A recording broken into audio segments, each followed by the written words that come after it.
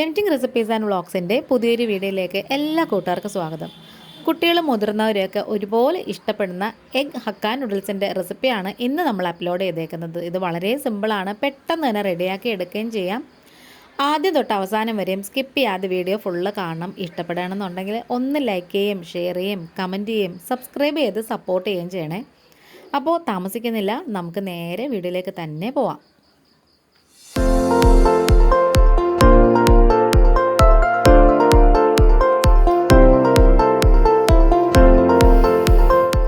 Noodles റെഡിയാക്കാൻ തുടങ്ങുന്നതിന് മുന്നേ തന്നെ നമുക്ക് കുറച്ച് വെജിറ്റബിൾസൊക്കെ ചോപ്പ് ചെയ്ത് വയ്ക്കാം. കുറച്ച് ക്യാരറ്റ് വേണം, ബീൻസ് വേണം, ക്യാബേജ് വേണം, അതുപോലെ തന്നെ സവോള വേണം, പിന്നെ കുറച്ച് ക്യാപ്സിക്കം.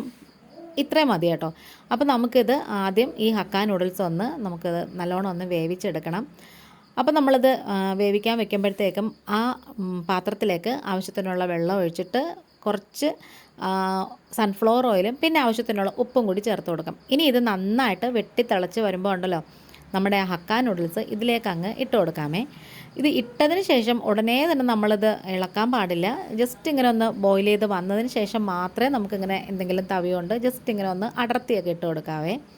പിന്നെ ഈ വെജിറ്റബിൾസ് കട്ട് ചെയ്യുന്ന കാര്യം അത് നമുക്ക് ഇഷ്ടമുള്ള രീതിയിൽ കട്ട് ചെയ്യാം. ഞാനിപ്പം ഇതൊരു നീളത്തിലാണ് കട്ട് ചെയ്തേക്കുന്നത്, ഒരു ഭംഗിക്ക് വേണ്ടിയിട്ട്.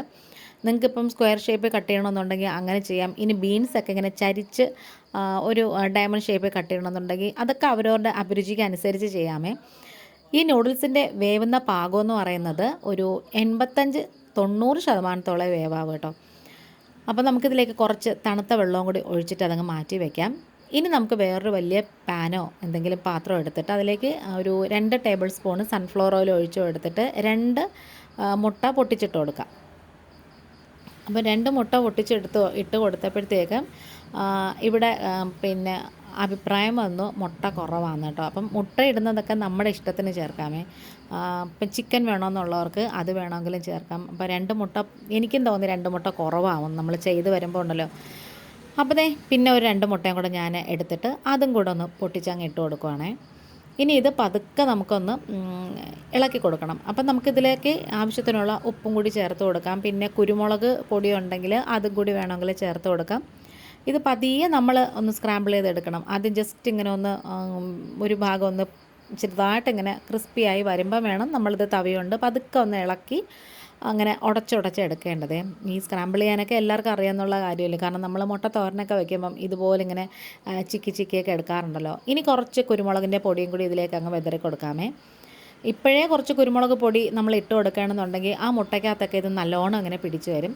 പിന്നെ ഇത് ഒരുപാട് പൊടിക്കാതിരിക്കുന്നതാണ് നല്ലത്. കാരണം അങ്ങനെ ചെയ്യണമെന്നുണ്ടെങ്കിൽ നമ്മൾ നൂഡിൽസൊക്കെ കഴിക്കുമ്പോൾ ഉണ്ടല്ലോ മുട്ട കിടക്കുന്നത് പോലും ഒന്ന് കാണാൻ പറ്റില്ല. ഏകദേശം ഈ ഒരു പരുവമൊക്കെ ആകുമ്പോഴത്തേക്ക് നമുക്കിത് വാങ്ങി വയ്ക്കാം. നല്ലോണം ഇങ്ങനെ നല്ല മുത്തുമണി പോലെ നല്ല ഇങ്ങനെ അടർന്ന് കിടക്കത്തക്ക രീതിയിൽ വേണം ചെയ്യാൻ. പിന്നെ നിങ്ങൾക്ക് ചിക്കൻ ഇടണമെന്ന് ആഗ്രഹം ഉണ്ടെങ്കിൽ കുറച്ച് ചിക്കൻ നമുക്ക് ഉപ്പും കുരുമുളക് പൊടിയും കൂടെ ഇട്ട് വേവിച്ചെടുത്തിട്ട്, മഞ്ഞൾപ്പൊടിയൊന്നും വേണ്ട, അത് വേവിച്ചെടുത്തിട്ട് ഒന്ന് അടർത്തിയൊക്കെ ഇട്ട് കൊടുത്താൽ മതി. ഇനി നമുക്ക് അതേ പാത്രത്തിൽ ഒരു 1-1.5 ടേബിൾ സ്പൂണോളം സൺഫ്ലവർ ഓയിൽ ഒഴിച്ചു കൊടുക്കാം. അതിലേക്ക് കുറച്ച് സവാളയും പിന്നെ പച്ചമുളകും പിന്നെ കുറച്ച് വെളുത്തുള്ളിയും കൂടി ഇട്ട് കൊടുക്കാം. സവാള കുഞ്ഞായിട്ട് വളരെ കുറച്ച് മതിയേ. ഒന്നിങ്ങനെ സ്പ്രിംഗ് ഓണിയൻ ഇല്ലാത്തതുകൊണ്ട് ഞാൻ ഇട്ടതാണ്. പിന്നെ ഇഞ്ചി വേണ്ട, അതിന് പകരം കുറച്ച് കൂടുതൽ വെളുത്തുള്ളിയാണ് വേണ്ടത്.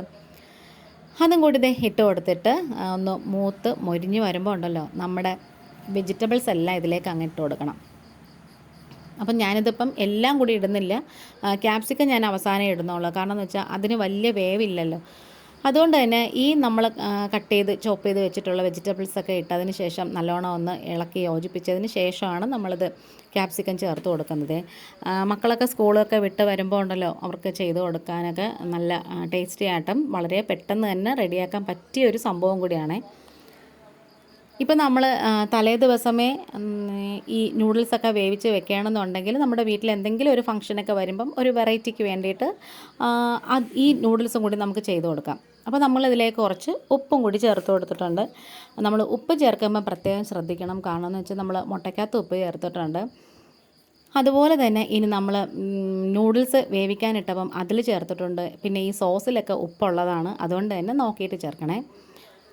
അപ്പം ഏറ്റവും അവസാനം നമുക്ക് ആ ക്യാപ്സിക്കം കൂടി ചേർത്ത് കൊടുക്കാം. അപ്പം ഏകദേശം നമ്മുടെ ആ വെജിറ്റബിൾസൊക്കെ ഒരുമാതിരി ഒന്ന് വാടി വന്നിട്ടുണ്ട്. പച്ചക്കറികളൊന്നും വെന്ത് ഉടഞ്ഞ് കുഴഞ്ഞു പോകാനും പാടില്ല കേട്ടോ. നമ്മളത് കഴിക്കുമ്പോൾ ഉണ്ടല്ലോ ഒരു ആ ഒരു റോ ടേസ്റ്റ് അങ്ങ് പോവുകയും വേണം, എന്നാൽ അതങ്ങ് ഉടഞ്ഞു പോകാനും പാടില്ലേ. നമ്മൾ അത്യാവശ്യം പച്ചമുളകൊക്കെ ഇട്ടുകൊണ്ട് തന്നെ ഇച്ചിരി എരിവൊക്കെ ഉള്ളതാണ്.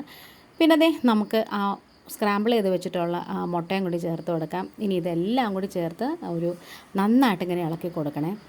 തീ അപ്പം നമ്മൾ ലോയിലൊന്നും വെക്കല്, മീഡിയത്തിൻ്റെയും ഹൈയുടെയും ഇടയ്ക്ക് വേണം വെച്ചേക്കാൻ. ഭയങ്കരമായിട്ട് തീ കൂടുകയും ചെയ്യരുത്. സാധാരണ ചൈനീസൊക്കെ ചെയ്യുമ്പം ഭയങ്കര ഹൈ ആയിട്ടാണ് ചെയ്യുന്നത് അവർ.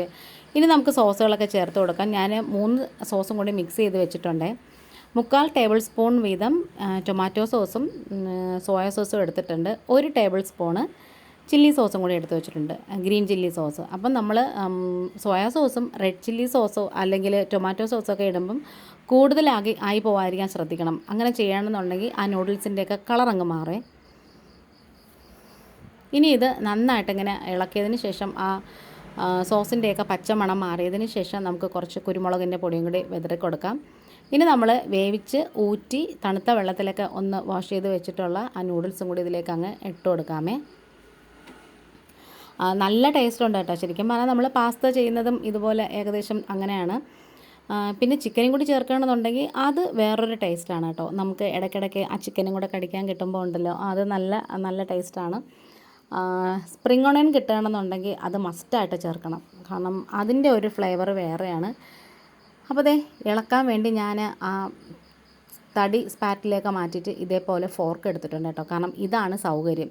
അപ്പോൾ നമ്മൾ ഫോർക്കിട്ട് ഇളക്കുമ്പം ശ്രദ്ധിക്കേണ്ട പ്രത്യേകം കാര്യം, നോൺ സ്റ്റിക്ക് പാത്രമാണെന്നുണ്ടെങ്കിൽ അതിൽ സ്ക്രാച്ച് ആവാതെ ശ്രദ്ധിക്കണം.